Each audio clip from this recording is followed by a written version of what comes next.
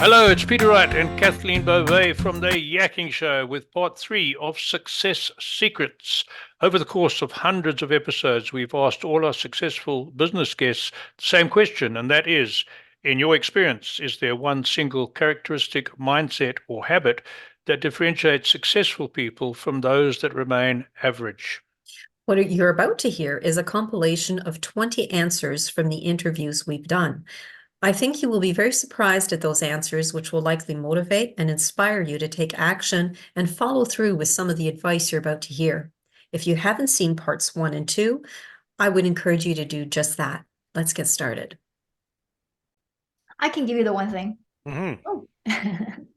That is, as you know, that our brain are not designed for success. It's designed for survival. Mm-hmm. So the people in the top of the game, whatever that is, they are able to control their own brain. And the people who are not, they can become the slave of their brain. So what do I mean? Our brain doesn't like self-doubt. It doesn't, whenever you want to do something risky, it doesn't like us to take this risk and feel the anxieties and uncomfortable feelings. So our brain will tell us it's better to not do it because it's designed to keep us safe, to keep us alive. And the people who are more successful, they're able to say, no, I want to do it. And it's okay to not feel satisfied right now, but later on I will. That include sacrifices for the current situation. It can be also be for anyone who is very successful in the sports, the same. You don't, develop muscles by working out one day. It takes years of work. But they do that. If they wake up at 4 every morning, that's every day. The brain doesn't like it. The brain likes to sleep longer. So the people who are successful more, they are able to take over control and not let their brain autopilot. And that means they can handle the delayed gratification. There's a study show that for the drug addict, if you ask them, what's your next, what's your timeline? They think everything in 4 days. And if you ask anyone who is not an entrepreneur, that can be a corporate employee, they think about 4 years. But when you ask about this question to an entrepreneur, they think in 10 years. They think about Elon Musk. He's already thinking 100 years later, right? So that is the big difference.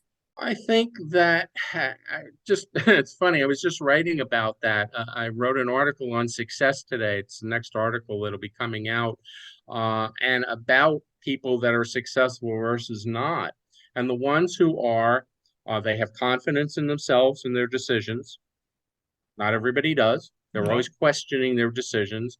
There's perseverance. All right.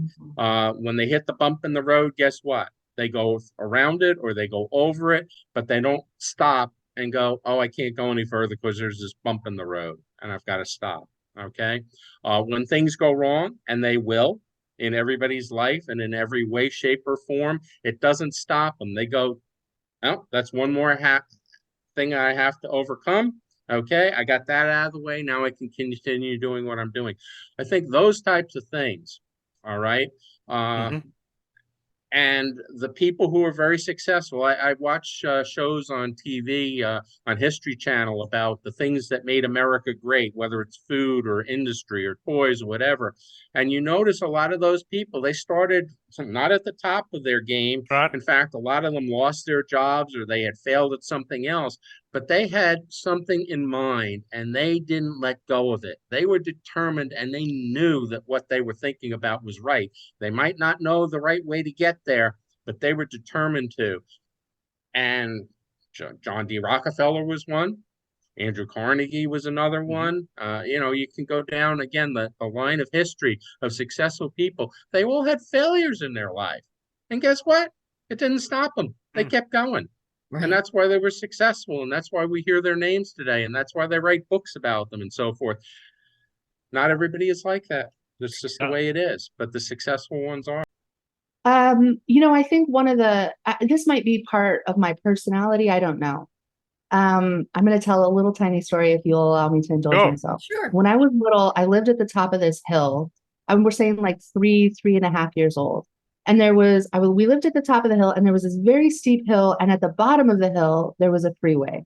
And there was lots of forest between where we lived and the freeway. And at 3 years old, my mom told me, don't go down the hill. Obviously, there's a freeway down at the bottom. That would be dangerous. A little 3-year-old getting lost in the woods. But in my 3-year-old mind, the reason my mom told me not to go into the forest was because there were lions there. And I couldn't bear the idea that I might run into a lion and could convince it to be my friend. And so I'm James Bonding myself down this little mountain, jumping behind trees, looking around going, oh my God, what if I see a lion? I know, what if I see a lion? Well, it could eat me or it could be my friend. And I feel like that's a really characteristic mindset around entrepreneurship that is, there's lions, baby. It's going to be scary. Are you going to go down the mountain anyways? Are you going to face the trouble? Are you going to step out of your comfort zone? Are you going to let imposter syndrome hold you back? Or are you going to realize that every stage of your growth is going to confront you with uncomfortable feelings, with fears, with comparison paralysis, with all of these obstacles? We're all human beings, successful or no. We're all running into our little brain meat bodies, finding excuses to keep us from stepping outside of our comfort zone. And the people who simply accept the reality that outside of my comfort zone is my destiny, those people have a completely different experience in their business, because the typical obstacles that we build inside of our own mind simply cease to be obstacles, because I don't care, man. I'm going to go find lions, whether it eats me or not.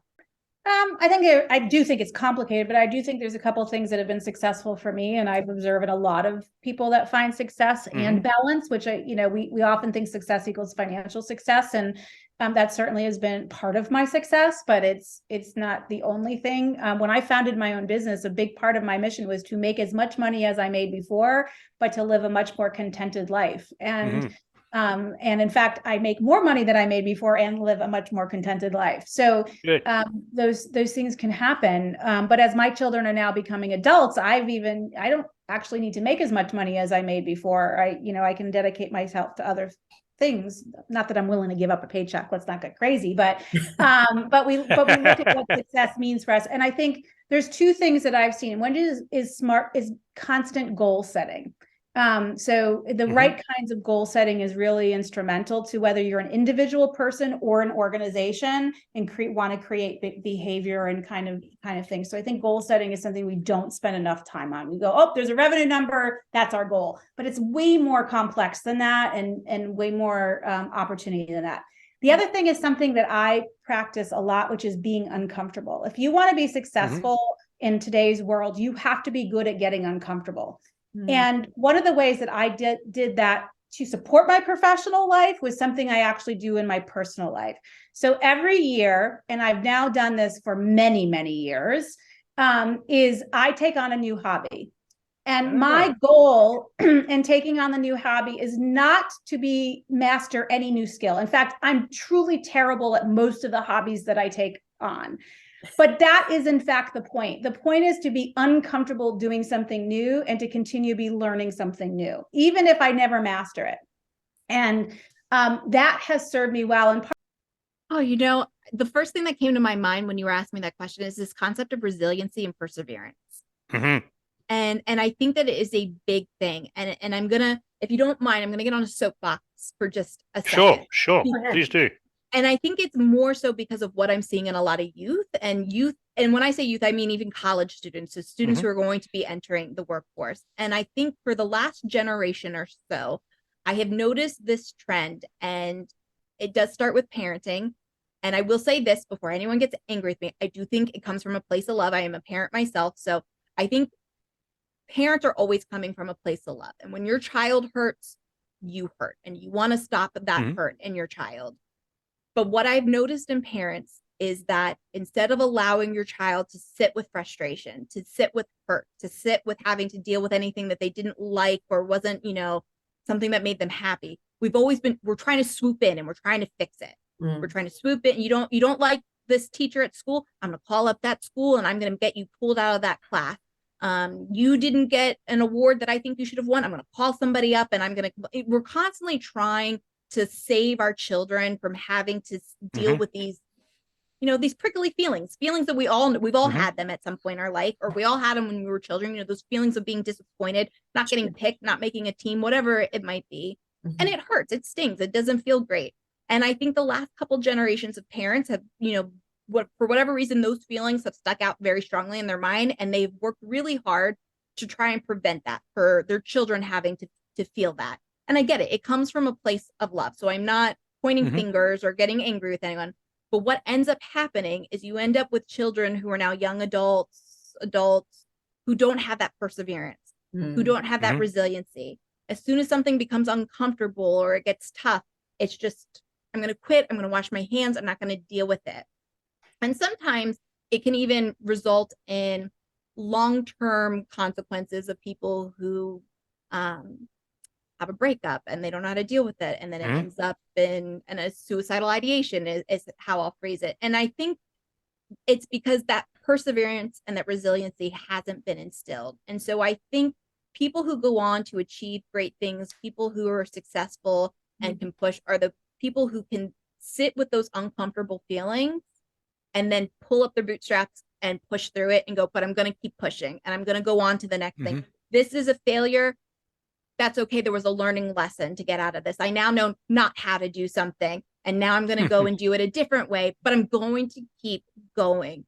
But I think as long as we prevent our children from ever having to deal with those feelings of discomfort, we're going to be taking away their ability to essentially hone or develop those skills. And that's what's going to prevent them in the future as adults from being able to push through and find that long-term success.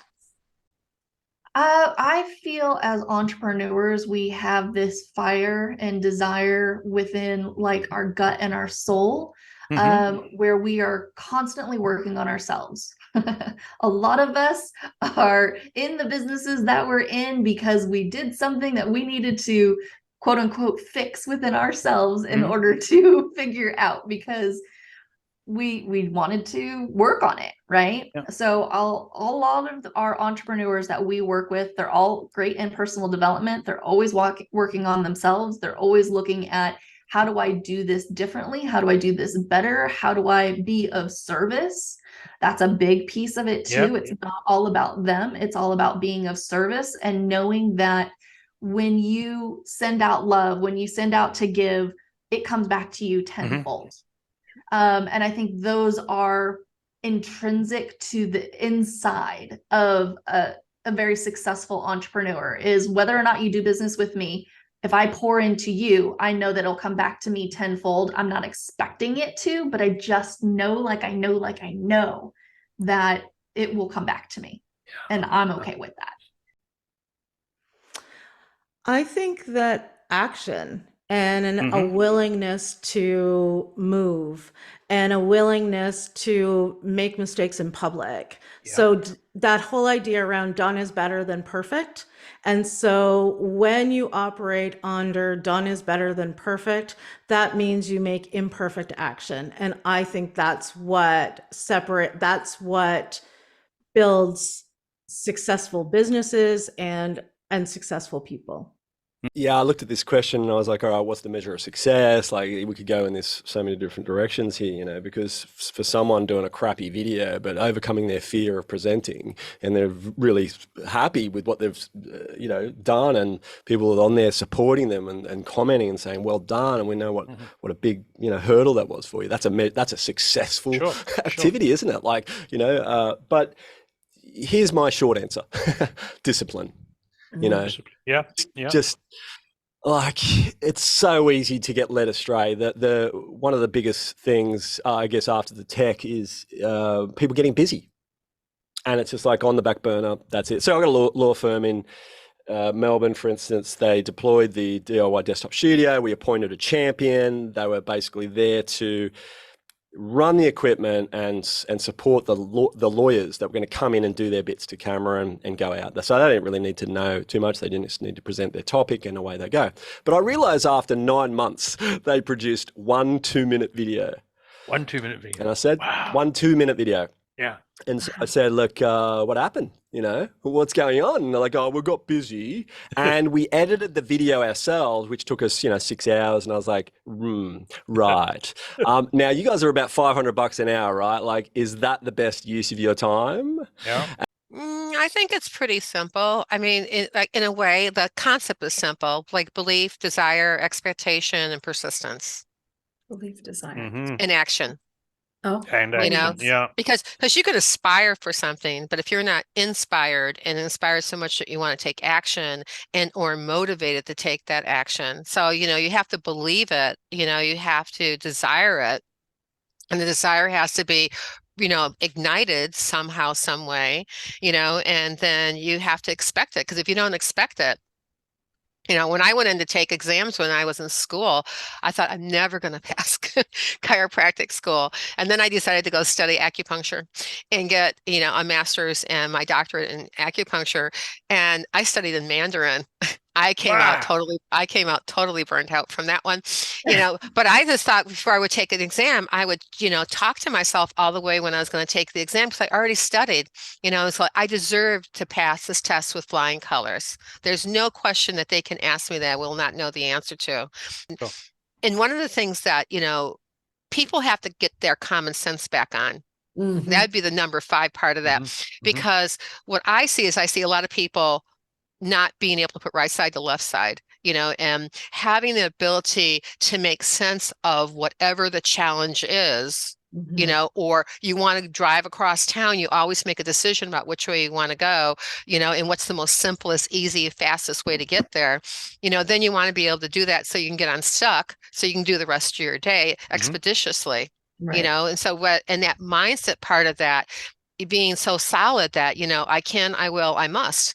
And it's just like, and when you don't, you kind of like, okay, so what could I have done better? So instead of saying, screw it, I'm going to quit, it's just like, you're like, what is it that I could have done better? What did I learn from this? Yeah. I think it's a little complicated, but I think lifelong students, people who consider themselves lifelong students Yep. are going to be more adaptable when things do change, and things are changing really fast. So keep learning, keep Googling or chat GBTing for answers so that you can keep growing as technology grows. Excellent answer. Oh my Very good gosh. answer. Yeah, that's a loaded question. I think from my personal experience, the most common traits between all the people who become successful is relentless dedication or grit. Because if you stick around with the same stuff that you are doing for long enough, you typically get results. A lot of people, they just give up when it becomes too hard. But if you just continue going, you will see how slim the amount of people is that actually stuck with that idea to the very end. Right. Yeah. I understand that sometimes everyone is talking about product market fit, the trends, the industry, but some businesses, they exist for hundreds of years and they're not going anywhere and they're still there. Yeah. So just not to become obsolete, it's important. It's important to adjust to the current requirements or the changing environment. But still, if you are out of the business altogether and you're starting a different idea, you will start from ground zero. This is this is what a lot of wannabe-preneurs, they don't understand, that every time you're chasing another shiny object, you're going to be starting with zero in that specific new industry. And then when it becomes hard, you will say, oh my God, another dud, another project that's not going to work. And then you're just going to start another one. And the excitement goes zzz, zzz. That's right. Well, I'd like to say that successful people have big visions. And they work at achieving them no matter what the naysayers say. You would know this quote by Norman Peale: shoot for the moon. Even if you miss, you'll land among the stars. That's right. So, if you set lower bars, then, you'll be satisfied with achieving them. But if you set really high targets, and even if you miss, you'll at least reach somewhere much higher than what you would have otherwise have reached. Like with our last anthology, we were looking at hitting the USA Today bestseller list. But unfortunately, it went on a hiatus that very week in December. But we debuted on Wall Street Journal bestseller list at number 4. And it was the number 1 book on the entire Barnes & Noble's ebook store. And it also, touched multiple number 1s on Amazon, crossing Stephen King's books and Colleen Hoover's as well. So, like aim higher. That's the thing that successful people do. Better than that. It's just an FO attitude. They told society to F off. Yeah. That's basically all it is. A good one. I like that. Oh, that's lovely. Yes, thank you.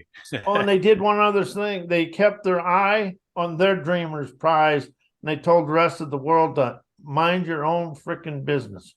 Yeah. Yeah, I have found that for entrepreneurs, for visionaries, for people who really make their mark in this world, it is the fact that they see the world differently than everyone else. The fact that they question the status quo and that they are deeply committed to making purposeful progress toward whatever change they want to see.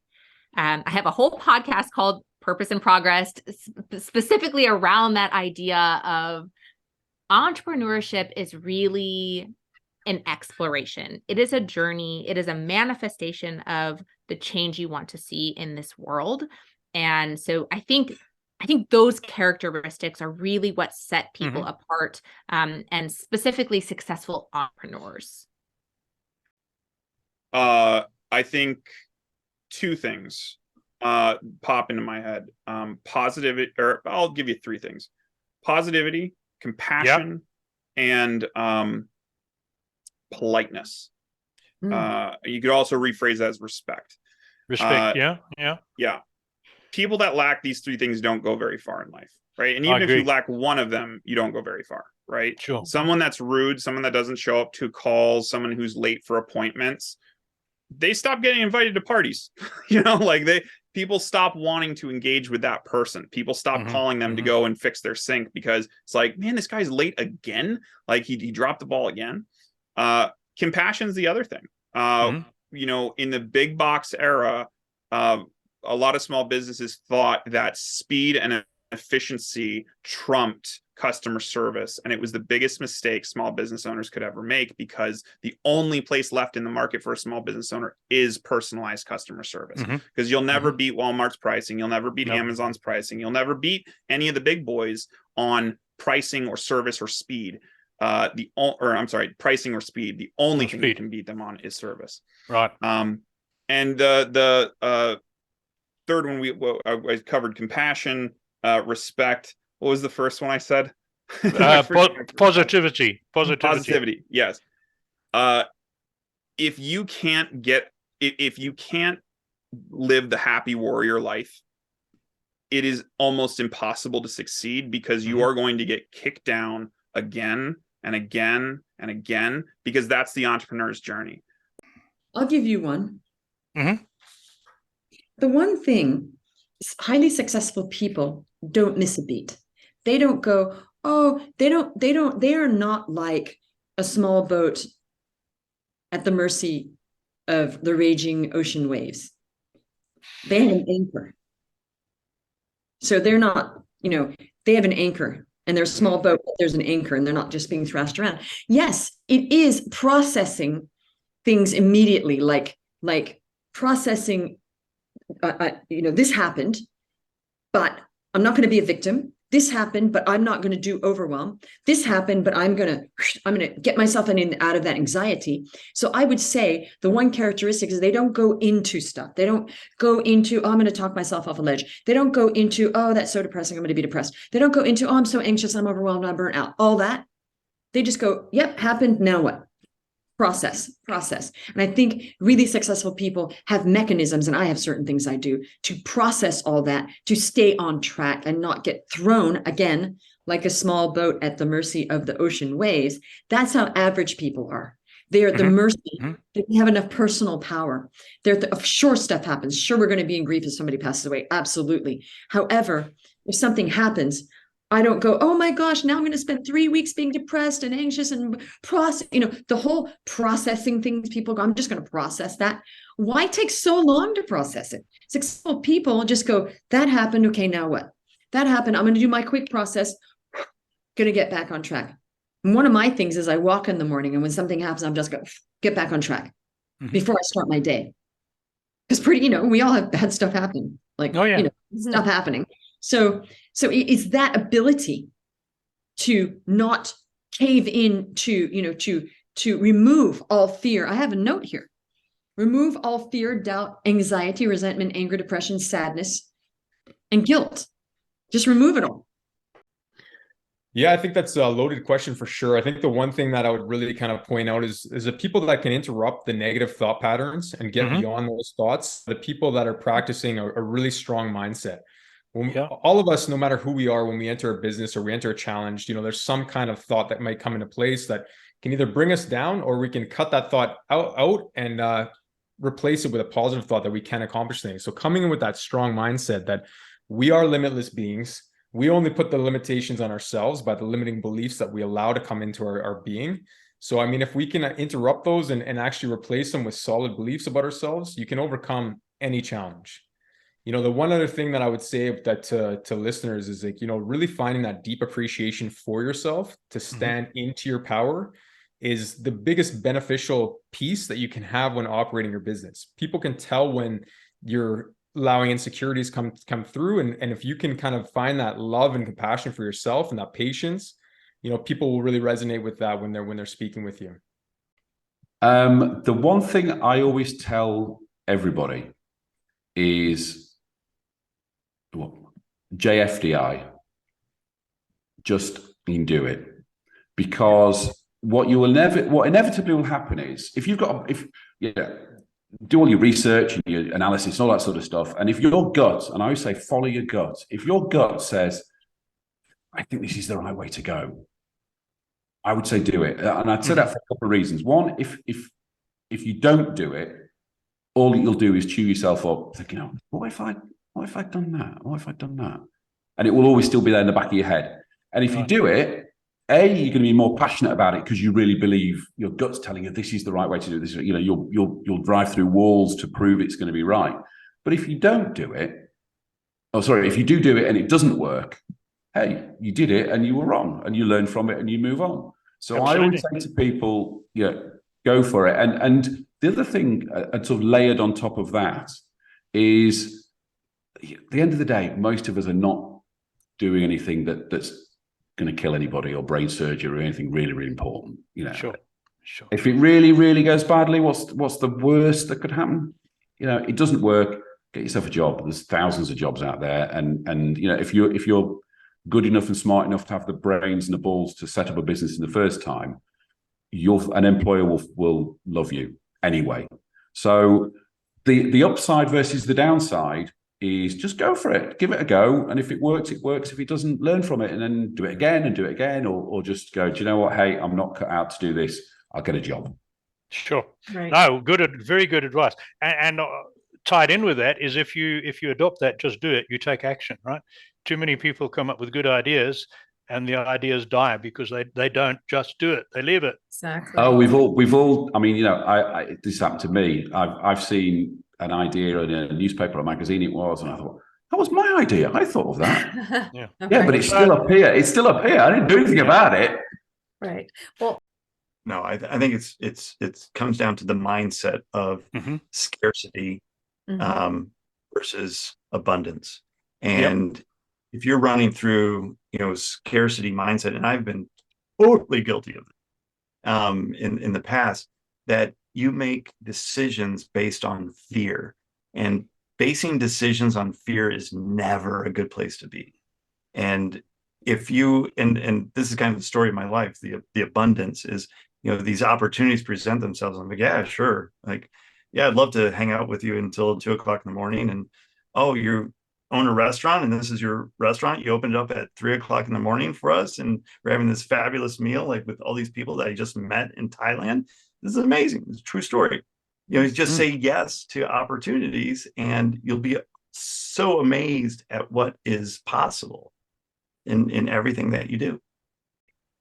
I would say it's probably more complicated, but I think speaking to like business success, I think for a lot of business owners that I know, like being able to show up as themselves for their businesses, especially if they're small business owners where their clients have very close interactions with them, and they have these deep relationships with their clients, right? Their clients know them, they like them, they I think at that point, being able to get that glimpse into the person's personal life or whatever else is going on in your life, like you're not just the person who runs this business, you're also a parent, you are, I don't know, you enjoy taking walks, you enjoy cooking, you enjoy like a multitude of different things. And I think when we show up with the multitudes that make up ourselves in our businesses, that's how you find success, because that way you can, it personalizes the business for other people, right? Then it humanizes the business. Humanizes, sure.